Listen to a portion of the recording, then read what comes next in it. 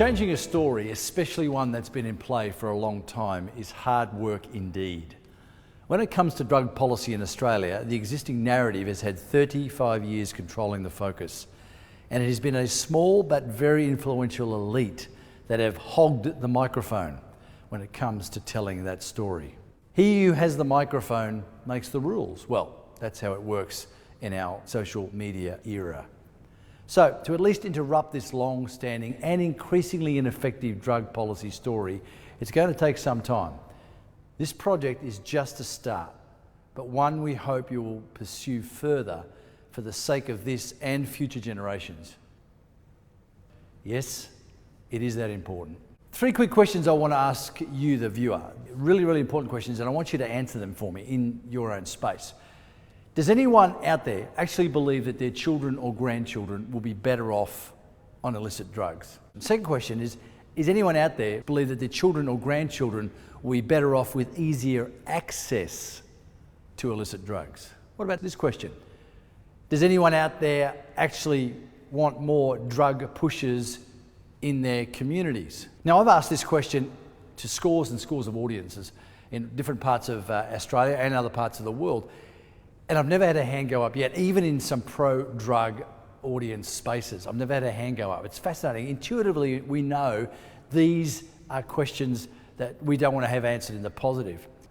What about people who promote and permit drug use? When we talk about drug pushers, we go, oh yeah, we don't want drug pushers. People that we imagine are sitting on street corners, doling out sachets of substances to unwitting children. And that's kind of the imagery we get about pushers, but pushers aren't like that anymore. They're very clever, very sophisticated, and they have different guise. So what about the promoters and the permitters? These are the close cousins of the drug pushers, the promoters and the permitters, who in our socio-political landscape are promoting or permitting drug use in our communities right now. Who are they? And they're out there and they're quite active, which is evident by some of the narratives we're seeing it develop in our current culture. Our new drug pushers are some politicians.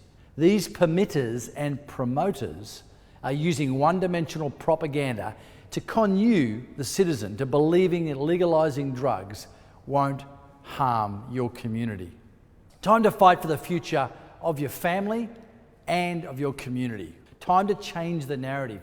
We want to change the narrative to prevent and not promote drug use. Building resiliency into our communities. Resilient communities don't use drugs. Resilient families don't want them. And we know that from experience. This is not part of the story of a resilient family. So what is it about our culture that is making our families so irresilient? This particular image is quite disturbing. This is actually an image in a hospital of a person experiencing a meth episode. I want you to notice how many people are involved in this one patient episode in a public hospital. 8 people involved. That's pretty scary. That's just one episode from one substance engagement. Whether it's an overdose or not, it's another question. These are poisons. Illicit drugs, these recreational substances, are actually poisons. They're psychotropic toxins. In fact, it was the health commander of the Ambulance Victoria, Paul Holman, who said, these are not drugs, they're poisons. They poison them and then they may kill them. It doesn't matter what you label them, it doesn't matter what you call them. You can give them a fancy street names or names to make them sound cool. Poison's not cool, and being dead is not cool. Now, when he put that out there, because his members were attending rock festivals where illicit substances were taken illegally with warnings saying don't do this, and these people were having major episodes. Now, when he put that out there, making a very wise emergency department response to this absolutely insane behaviour, he had death threats online, he had people tweeting and all sorts of bizarre comments and threats. It was quite disturbing. Again, this is kind of where the narrative's gone. Even though these drugs are illegal, this kind of narrative is very strong in our community. So what is actually in play regarding perception around drug use at the moment? National Drug Strategy Household Survey of 2016 revealed some interesting things. In about 2007, about 16.4% of Australians were concerned about meth as a particular drug issue. By 2016, that had increased to 46.4%. Interestingly enough, the proportion of people nominating methamphetamine as the drug that caused the most death doubled from 8.7 in 2013 in 3 years to 19.2. So this is what people in Australia are perceiving right now. About 8.5 million people in Australia aged 14 and older have used an illicit drug in their lifetime. It's quite a lot, but that's in their lifetime. The average age of the first use was about 19.7 years of age. That was in 2016. And about 1 in 20 Australians have misused or abused a pharmaceutical drug. So this is what's kind of in play at the moment. So that gives you a bit of a picture of the Australian kind of perception around drug use and drug engagement. But what or who is setting policy agenda? We're going to be talking quite a lot about that today. In the Department of Justice speech by the American Attorney General in 2018, he made this statement. Now, I wanted to talk about the American issue because that's the country that has really been letting the drug issue off the chain. In recent years, there has been an erosion of support for anti-drug law enforcement, said the Attorney General of the US. In Congress, in state legislatures, and even among some of the general public. One law enforcement professional told me he felt disappointed that the government officials didn't seem to understand the importance of his work and resources were redirected. Now get this. He said, what has been the result of this attitude of don't care about drug use, diversion of resources away from drug use? What's been the result? We saw drug purity and availability go up and drug prices go down. We saw addiction and death spread like never before. So this liberal, loose, don't care, don't follow the rules narrative has created not a lessening of the problem, but a worsening of the problem. While arresting our way out of this, as has been said by a number of law enforcement and politicians, is not the answer, we agree, the law still remains a vital component in both supply reduction and recovery commencement. The judicial educator must remain in play to help facilitate change. We'll talk about that a little bit later on. Draining the swamp. That's a statement you've heard from a certain president. But there's a statement actually made a long time ago by Niels Beerut. He was the father of the current effective Swedish drug policy. You may not know, but the Swedes were the first in the world in the late 60s and early 70s to actually let illicit drugs off the chain, so to speak. They're the ones who went for a liberal policy. Heroin use, drug use, decriminalisation, liberalisation, all off the chain. It was just free-for-all. But then all of a sudden a whole lot of things started to go very, very wrong, and they started to push back against this liberal policy to change it because people were dying. And as a result, Niels Beerut, he set up this new policy framework, which is the restrictive compassionate policy, and it is about a zero tolerance to illicit drugs. But it's about redirecting into diversion programs, into recovery, into treatment, rather than a punitive response, which again we'll talk about later on. But he said this, to combat drug epidemics by means of individual treatment of addicts is like attacking malaria by hunting mosquitoes. It can occupy an enormous number of people, but the effect is negligible. What is required is a drainage of the marshes. And that's what has to happen to see an effective drug policy in play that prevents harm, that produces best practice outcomes, particularly for young people. So harm minimisation is the drug policy framework in Australia, which we'll talk about a little bit later on.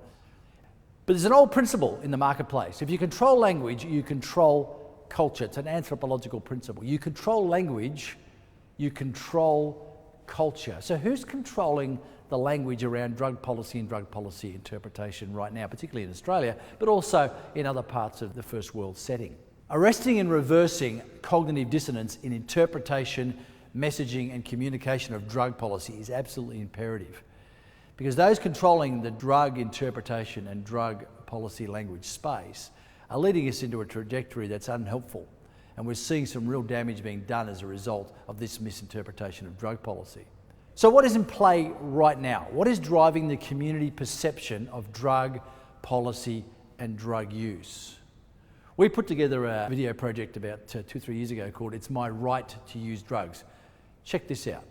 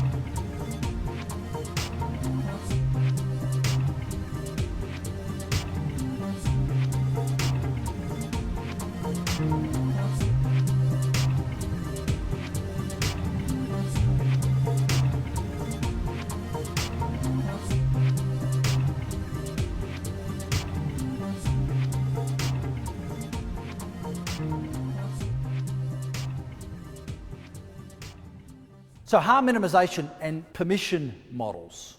Permission models always create drivers for acceptability. Very important. Permission models always create drivers for acceptability, which in turn drive victim mindsets and powerless narratives, all fueling the abandonment of responsibility and accountability. Oh, it's okay, it's all right, when I get caught, it's not my fault, didn't mean that to happen. Then follows the normalization mantras. Once you've got that permissibility model in play, and people have a sense that, okay, we're kind of not really worried about whether drugs are used or not used, and then all of a sudden we have the normalization mantras come in. And they're a really key driver in ensuring that the language keeps the permission model moving forward. Mantras like, hey, war on drugs has failed, war on drugs has failed, it's repeated ad nauseum. And in this country, particularly Australia, we've never had a war on drugs, not since 1985 when harm minimisation was first introduced. We stopped our war on drugs. We went into a negotiation for a certain peace, which has proven to be incredibly damaging to our culture and our community. But other statements like, drug use is rife, it's everywhere, everyone's doing it. Again, not the fact, but a mantra. It's a disorder, I can't help what I'm doing. All of a sudden the tyranny of addiction, and it is a tyranny, dominates the narrative. It's not about my behaviour created a process which created a mechanism which created addiction. It's no, the addiction started straight away. So all of a sudden I'm not in control. And again, I'm disempowered, I'm not responsible or accountable for my actions. Other statements like, cops don't even care, no one worries, and that's actually true in a lot of scenarios. We've seen even in festivals where people have come together in public places and lit up with cannabis, for example, and the police have been there and have not arrested a single person or even cautioned them. So again, we've got these normalisation narratives are starting to build traction into the community, and people are starting to buy it. So, well, maybe this is a normal behaviour now, maybe this is okay. But why is this happening? These narratives and models don't really reflect the national drug strategy. The legal and policy frameworks that are in play right now do not reflect that at all. So what, or more importantly, who is controlling the interpretation and implementation of this national plan? So let's have a quick look at some of the key aspects of the current and emerging national drug strategy 2017 to 2026. Interestingly enough, for the first time in the history of this policy framework, they've put demand reduction as the first pillar. It used to be the second pillar. It was supply reduction, demand reduction, and then harm reduction in that order. But this time, demand reduction is the first pillar. And the strategy states this: harm minimisation includes a range of approaches to help prevent and reduce drug-related problems, including the focus on abstinence-oriented strategies. Harm minimisation policy approaches does not condone drug use. So already in the very clear statements, opening statements of this policy, it's clear that they want to reduce and prevent harms in the first place. And they do not condone drug use. Yet we've just seen how that's not reflected in the community narratives. Goes on to say, prevention of uptake reduces, again, this is really, really important. They understand this. This is best practice. Prevention of uptake reduces personal, family, and community harms, allow better use of health and law enforcement resources, generates substantial social and economic benefits, and produces a healthier workforce. Demand reduction strategies that prevent drug use, get that prevent the uptake of drug use, are more cost effective than treating established drug-related problems, and they are growing. Strategies that delay the onset of use prevent longer-term harms and costs to the community. So again, all round, best practice, primary prevention, demand reduction are key elements, and that's why that pillar in the three-pillar harm minimisation platform has been put first. Now, in the National Drug Strategy, there are three essential drug categories. You have tobacco. Question I want to ask you as you're watching this, particularly if you're in Australia, is tobacco use going up or down? And what is the policy focus for tobacco in this country? What's the policy focus for tobacco in your country? The first drug in the National Drug Strategy is tobacco. The second one in the National Drug Strategy we focus on is alcohol. Now, in this country and in your country, the question that's got to be asked, is alcohol use going up or down? What is the policy focus in Australia? And what's the policy focus on alcohol in your country? And of course, illicit drugs is the third drug grouping under the National Drug Strategy. And again, is drug use going up or down in Australia? And in your country, in your context, is illicit drug use going up or down? And what, in your country, as well as Australia, is the drug policy focus? I still think we very much believe that we are in the permission paradigm right now, and that's a growing paradigm, as we'll talk about. So let's look at tobacco. In this country, in Australia, we have one focus, and that focus is quit. The focus on tobacco is quit. Cessation is the only goal. Yes, it takes time, and there are setbacks, but the goal never changes. All resources and messaging are committed to that one end. One focus, one message, and one voice around tobacco, and that is quit. It is cessation. Government, media, education and community all have the same messaging. There are absolutely no variations permitted in the marketplace when it comes to this particular mantra around tobacco. We'll look about that later on. The second drug that's focused in the National Drug Strategy is alcohol. And what's the policy focus on alcohol in this country? Ask the question of your country. The policy focus here is moderate. Moderate, moderate, be responsible, moderate. Again, this is the other legal drug in our community. So tobacco is the first legal drug. This is the second legal drug in our community. Now, in this country, in Australia, responsible drinking, all in moderation, is really, really important. That's constantly being pushed. But the messaging is being a little bit more coercive, a little bit more restrictive in recent years because of some of the issues we've seen manifest in our country, particularly with our young and now with our middle-aged. The messaging is that intoxication is not good, socially, medically, or safety-wise. And binging is bad. So that messaging is emerging in our culture right now. I don't know about yours, but it's emerging in our culture. Government, media, education, and community are all having the same messaging more and more, with celebratory and promotional messaging around alcohol being removed from the marketplace. We're seeing advertising for alcohol disappearing. I know in other countries around the world that's already happened.